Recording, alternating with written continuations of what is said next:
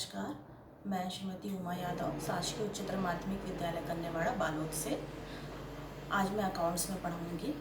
साझेदारी समझौते के अभाव में किसी भी साझेदार को पूंजी पर ब्याज, ऋण पर ब्याज और लाभ हानि का विभाजन हम किस प्रकार करेंगे, इसके बारे में आज हम जानेंगे। जब साझेदारी समझौते का अभाव होता है तो किसी भी साझेदार को पूंजी पर ब्याज नहीं दिया जाता है। इसी प्रकार से साझेदारी समझौते के अभाव में साझेदार द्वारा फर्म को दिए गए ऋण पर 6% की दर से ऋण पर ब्याज दिया जाता है। और लाभ हानि विभाजन की गणना जब हम करते हैं तो सभी साझेदारों को बराबर अनुपात में यानी कि समान अनुपात में हम विभाजन करते हैं। तो बच्चों, आज हम इसी के प्रश्न हल करेंगे। प्रश्न देख लेते हैं।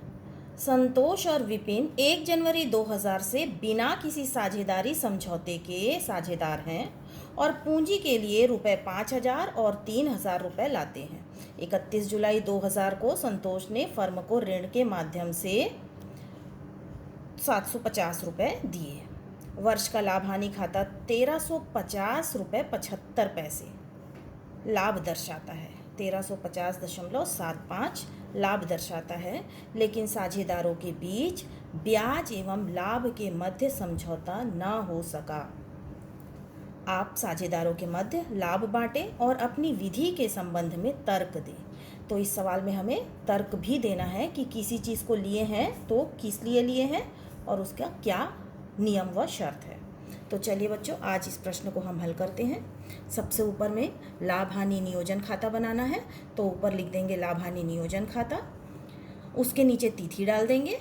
तिथि हमारी दी हुई है 31 जुलाई 2000, तो ये वर्ष के अंत में बनता है, तो तिथि डाल देंगे 31 दिसंबर 2000 को समाप्त होने वाले वर्ष हेतु।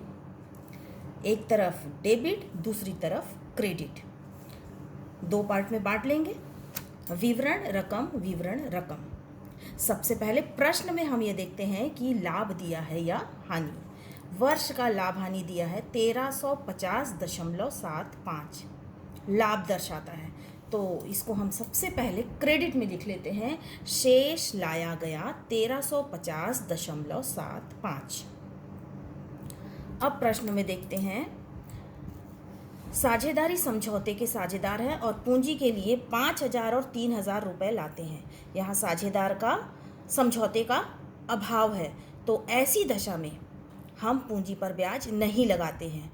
तो वर्किंग नोट में आ जाएंगे और सबसे पहला वर्किंग नोट हम लिख देंगे, साझेदारी समझौते के अभाव में किसी भी साझेदार को पूंजी पर ब्याज नहीं दिया जाता है। ये साझेदारी संलेख के नियम और शर्त में दिया हुआ है।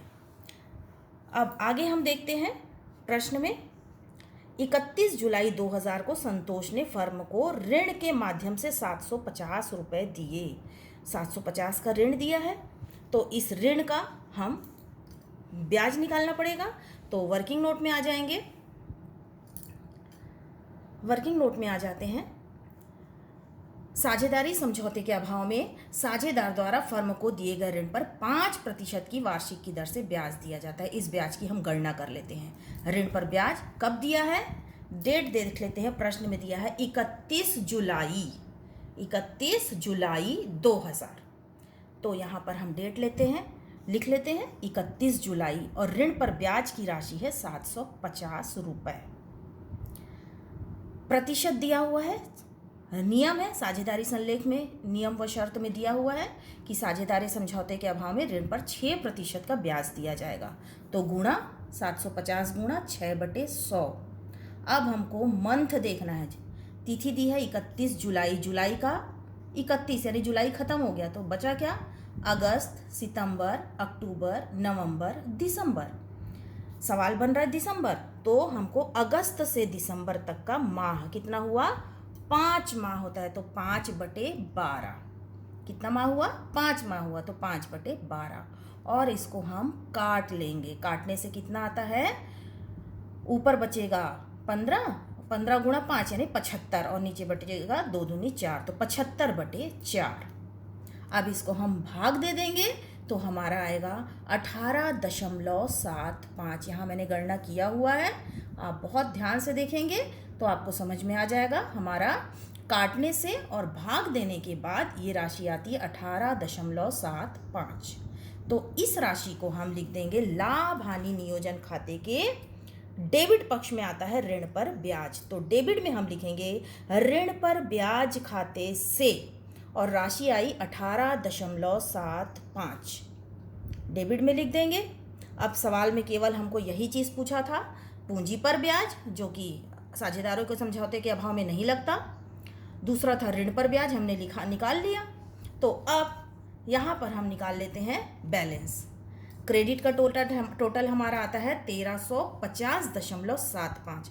1350.75 में डेबिट की राशि 18.75 हम घटा देते हैं। तो वर्किंग नोट में आ जाएंगे लाभ हानि की गणना। क्या करेंगे? लाभ हानि की गणना। क्रेडिट में था 1350.75 और डेबिट में था 18.75, घटा देते हैं तो आता है हमारा 1332 रुपये आएगा। कितना आएगा?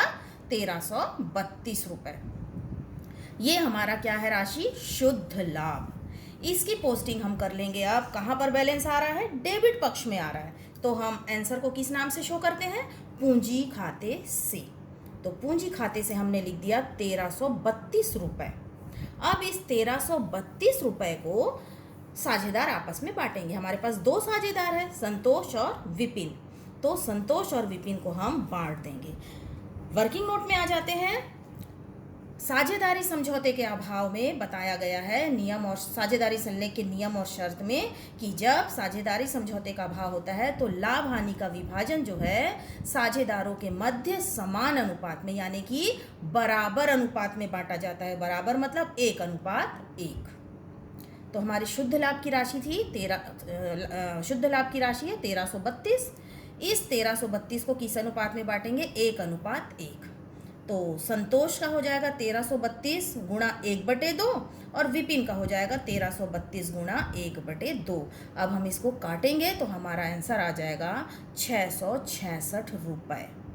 ये इसकी पोस्टिंग हम कहाँ कर देंगे? लाभ हानि नियोजन खाते के डेबिट पक्ष में। संतोष का 666 रुपये और विपिन का 666 रुपये, इन दोनों का हम प्लस कर देंगे तो हमारी राशि इसके बराबर आ जाएगी। अब हम क्या करेंगे? डेबिट का भी टोटल कर देते हैं। हमारे टोटल राशि जो है वो क्रेडिट के बराबर आ जाएगी। करके देख लेते हैं। तो ये टोटल अब यहाँ पर कर देंगे तो कितना आ जाएगा?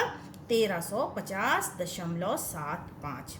और यहाँ पर हमारा ये जो सवाल है बन जाएगा। तो बच्चों समझ में आ गया होगा आपको आज का प्रश्न। साझेदार समझौते के अभाव में हम ऋण पर ब्याज की गणना, पूंजी पर ब्याज की गणना और लाभ हानि का विभाजन किस प्रकार से होता है आज के प्रश्न में हमने देखा। अगला प्रश्न हम अगली कक्षा में करेंगे। धन्यवाद।